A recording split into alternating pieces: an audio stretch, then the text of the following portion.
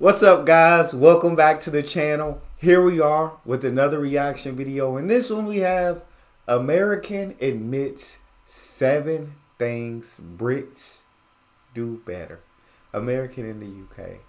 I'm excited to dive into this. And here's 7 things y'all do better. I don't know if I'm agree with them. We're going to find out. Before we do, if you guys happen to enjoy it, please don't forget to hit that subscribe, give the video a thumbs up. You can't talk to me. And you literally have a whole sandwich and the filling are French fries. I mean, does it get better than that? No, it does not.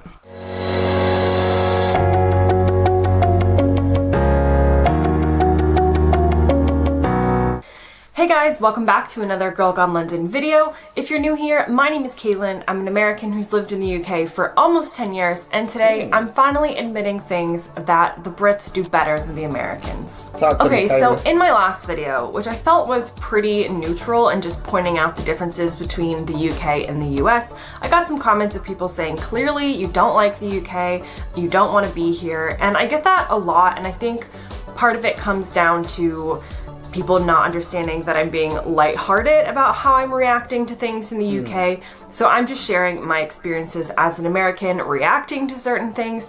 And so obviously that is... Because I feel like, if she didn't want to be there, she wouldn't have spent like 10 years there. So I feel like she can't clearly not like the UK because she's been there for 10 years when I'm sure she has the ability. Now, I guess I won't say sure. I assume, because that's what I'm doing, she has the ability to come back to America if she didn't like the UK. But being there for 10 years tells me she probably enjoys the UK. I'm assuming that information tells me she probably enjoys it over there. All right, but let's continue. I got your back, girl. Continue. Going to come with some jokes. Sometimes I'm being serious. I do think a US road trip is more fun than a UK road trip. So if we disagree, we disagree. But for the most part, it's lighthearted. I don't think that either country is actually better than the other. I think it's a very gray area. And so I wanted to create these videos where I'm just going to list some of the things that I really feel like they do better here in the UK than in the US, just so everybody knows that I do not hate the UK. However, I am also going to do a video of things that the US does better than the UK, so we can argue when we get to that video. Hey guys, briefly interjecting here because I forgot to mention today's question, and today's question is, what is your favorite part about the UK? What is your favorite part about living here? Maybe you're a Brit, maybe you are someone who is an expat here, maybe you're just a visitor and you really like the UK. Comment below and tell me your favorite part about living here. So I would love to be able to travel to the UK, so I could comment below and say, like, my favorite part of the UK. I watch many videos on the UK, and I think the UK has amazing things about the country. But I've never personally been to the UK. I've never been in London. I've never been to any city in the UK, so I feel like I wouldn't personally know my favorite thing about the UK until I've been there, and I want to travel all around the world. But UK is definitely one of the places that I want to visit. So maybe one day. Maybe one day. First thing, and I've done a whole video about this, is the NHS. The idea here that medical care is for all, regardless of your ability to pay, and is not a privilege but a right, is 100% better than the state of affairs in the US, which works for people who do have the means to pay for healthcare, but does not work for a lot of people who fall in different areas. The idea here that you have a child and you walk out of the hospital without paying a bill is really astounding to a lot of Americans. And after moving here and living with the NHS and getting accustomed to that way of life, obviously paying for it in other areas and your taxes and things, but the idea that I don't have to worry about how much the ambulance is going to cost me is 100% something that the UK does much better than the US. Okay, the next thing is... I completely agree from a perspective of, I guess if you have healthcare, you worry less about cost, but you're still going to have to pay. And then you're paying monthly, and you might never get to a situation where you have to go to the hospital. Now you're paying monthly for a service that you never use, for a service that's there just in case. Whereas it seems the NHS is funded out of your taxes, but I'm sure not as big a chunk as if you get hurt over here in the U.S. And you don't have any insurance, then you're probably just gonna go bankrupt. You're probably going into debt, 100%. But yes, coming out of your tax, but you get like, hey, I'm not afraid to go to the hospital. Hey, I'm not afraid to catch an ambulance or call an ambulance when I'm hurt. Hey, like if I get sick, I'm not afraid of the bill of going to the hospital, because I feel like here in America, a lot of us we just don't go to the hospital unless it seems like we're knocking on death's door. Unless it's you tried every over the counter medicine possible, you tried every at home remedy possible, and then the very last straw is to go to the hospital. When going to the hospital in the first place would have probably done you so much better than trying everything that you could before going. And so I think having the NHS there is incredibly huge for the UK. And the American healthcare system just needs a lot more work in becoming affordable. Let's keep it rolling. The cost of food in the supermarket / grocery store. So if you've ever traveled to the US as a Brit, you probably, if you stepped foot in a grocery store, would be shocked by the food prices. Here in the UK, food in the grocery store in particular is so much less expensive than in the US. Something that in the US would cost like $2 to $3 for like a loaf of bread or something would be like 50p to maybe a pound here. So when Americans are coming over and thinking about their budget for food in the UK, usually we spend a lot less than you would in the US. We spend about £200 per month on food for two people, and sometimes we do spend less than that. In the US, I really don't think that would get you a month's worth of food for two people just because of the prices. So in that way, I definitely think the UK is better than the US. Okay, the next thing on my list. Now, I will say £200 can get you a month's worth of food. There is food out there that's cheap enough for £200 to be able to afford. For me, no, it wouldn't be enough monthly. It just... Because, I mean, I usually spend, well, me and my wife spend about $4.50 and above monthly on food. So, no, that wouldn't be enough for us.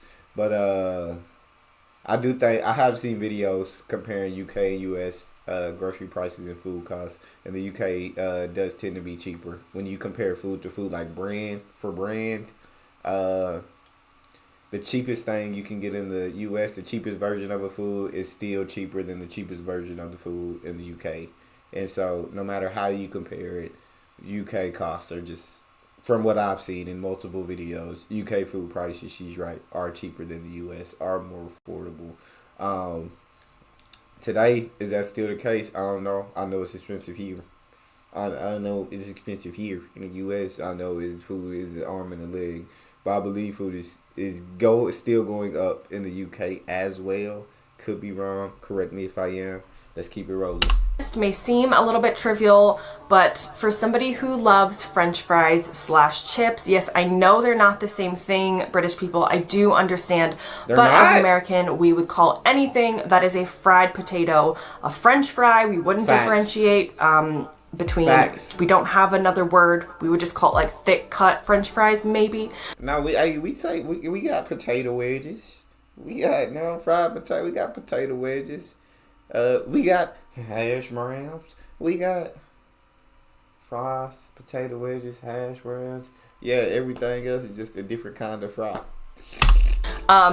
Anyway, here in the UK, I feel like they pair French fries / chips with so many things that we wouldn't in the US, which I am a total fan of. So for instance, what they would call a chip buddy, translated into American, would be a French fry sandwich.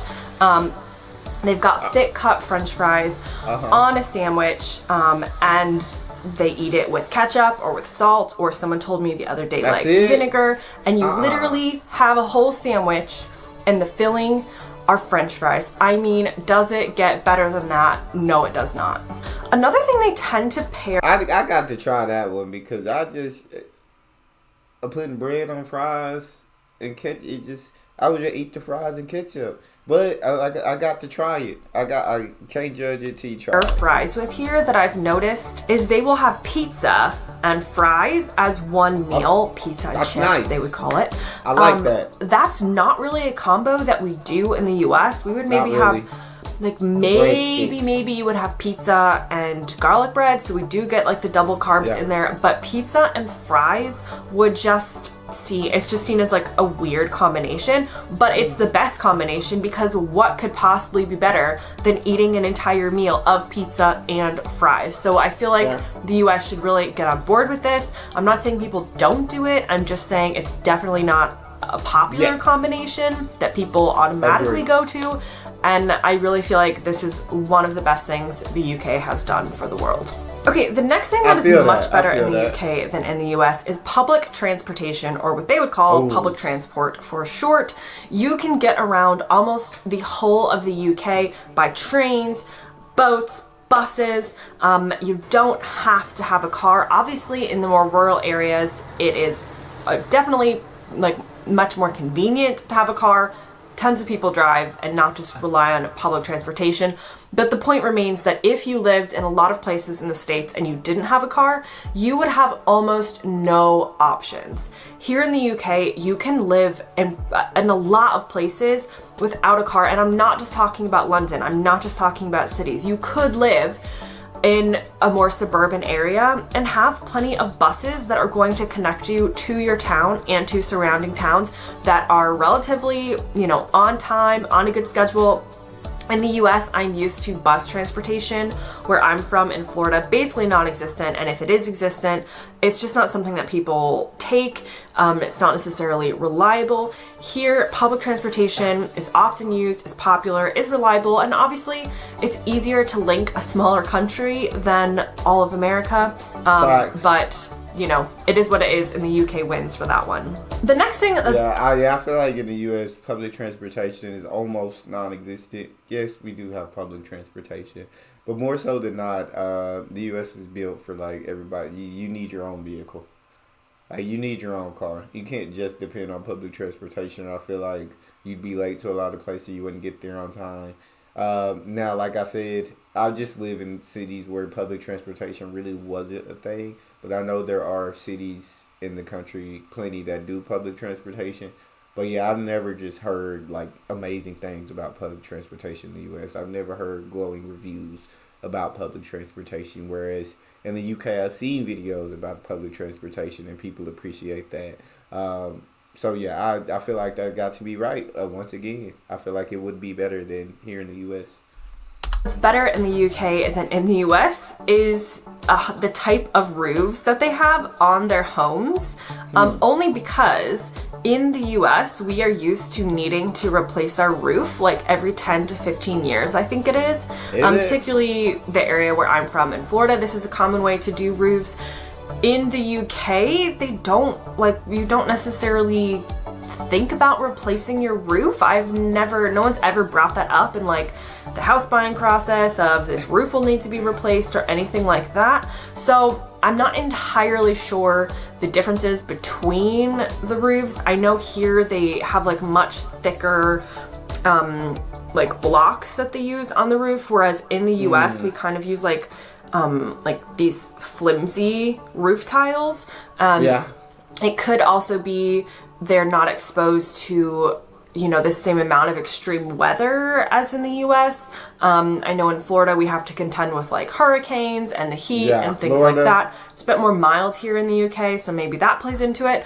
But overall, your roof is not going to be like a huge expense that you have to shell out for as soon as you buy your house, and you don't really have to factor that into your budget. So it's a very specific thing, but it is something that's better here in the UK. Okay, on that one, I feel like I can't really comment because I feel like I haven't seen enough roofs here in the U.S. Of course, I've seen a fair share, but like I never really heard of nobody like doing repairs. Like me personally, like anybody that I know. Of course, there's many people out there doing repairs, and I feel like living in Florida, you're gonna be more tend to have to repair your roof because, like she said, you got to deal with these different weather. Then different parts of the U.S. where you don't have to contend with that kind of weather. So I guess for that, I would say it depends on what part of the U.S. you're from. But they could have better rules than the U.K. She could be completely right about that. I just don't know enough about rules to actually have an opinion on this one. Next thing that's better in the UK is work-life balance. Oh, so I bet. In America, we definitely have a go-getter culture, which I do like in some ways, but when it comes to the work-life balance, it's not good whatsoever. We have, we don't have federal required vacation time or holiday time, as they would say here in the UK. Lots of companies will have like an allocated number of sick days, and after you reach the end of your sick days, then you have to start using your vacation time, or you basically don't get paid.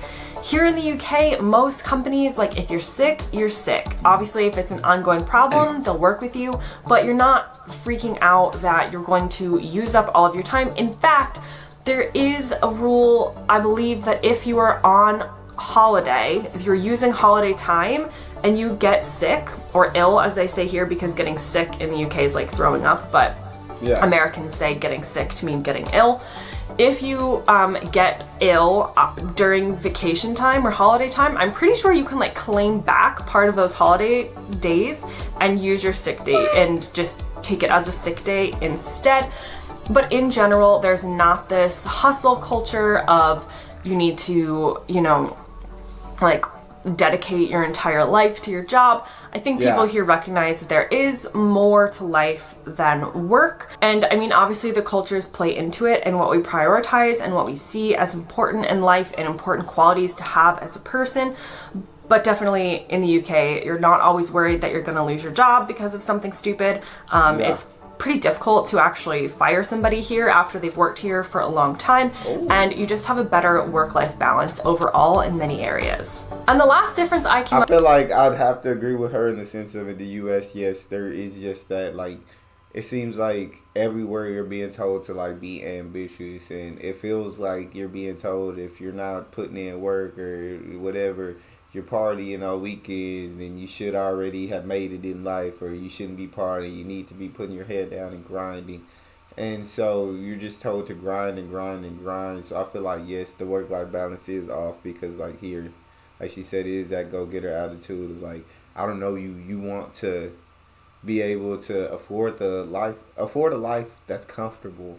But sometimes in that, I guess in that you work and you work and you work and you work and you forget to actually live. You forget, like, right? You forget to actually enjoy life. You forget that there's more to life than working. Yeah, you want to reach your goals, but there you have to have a balance. You have to have that balance. And I feel like I fell into that trap, but more so than not, I won't push myself like past 40 hours like of working a week. I never been one who wanted to work overtime or who wanted to have 2 jobs or who wanted. Now, if it's necessary for survival, for paying bills, you got to do what you got to do. And people can get ahead by working more, but like I want to kick back and relax too. I want to chill. But I feel like there have been times where I just like threw my head down and worked, and you have that option. So I feel like UK, and I probably feel like so many countries have just have a much better work-life balance than here. But I feel like that's also a personal thing too. So unless it's strictly for survival, if you want to work hard and grind your butt off and do that, then you're free to do that. But if you got enough to cover your bills and everything, just don't forget to live life. That's all. Don't forget to live. Up with again might seem more trivial, but it has to do with a UK plug. So a UK plug, 1 minute, I will show you. If you're an American, this is what a UK plug looks like. So it actually has this third bit. So if you can kind of see 1, 2, and 3. A US plug only has 2 plug-in things. Is that the official term? So plugs here tend to stay in the wall a lot better than in the US, where it can be a problem for them falling out if they're pretty loose or get knocked by something. A UK plug is like not falling out of whatever it's plugged into.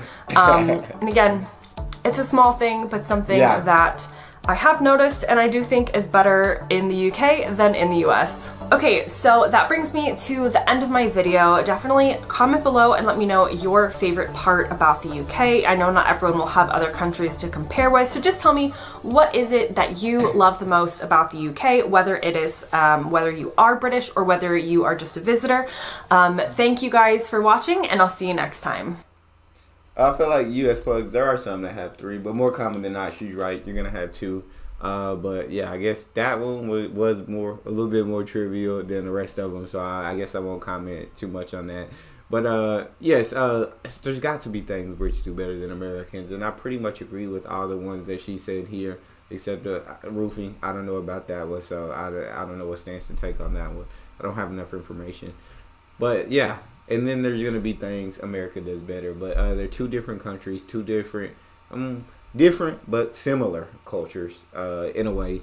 But I'd love to go over to the UK and just kind of experience everything for myself and get to taste these French fry sandwich. I've never thought about just putting fries on the sandwich and calling it a day. I'd probably like, if you slip a little burger patty between, I'd tear it up. But this French fry sandwich may be life changing, or this chips sandwich may be life changing. May be mind boggling. So there's just a lot of different things, I'm sure, in British culture, or that the Brits, yes, do better than America, that I would love to experience. But maybe one day I will get to. In the comment section, you guys let me know. She only said 7 things. Brits, what do y'all think y'all do better than America? I know there's got to be a long list in a lot of you guys' head, or there's got to be a lot of y'all that got one thing at least, so drop them in the comment section. If you enjoyed that, please don't forget to subscribe and give the video a thumbs up, and I'll see you guys in the next one. It's your boy Daniel, out.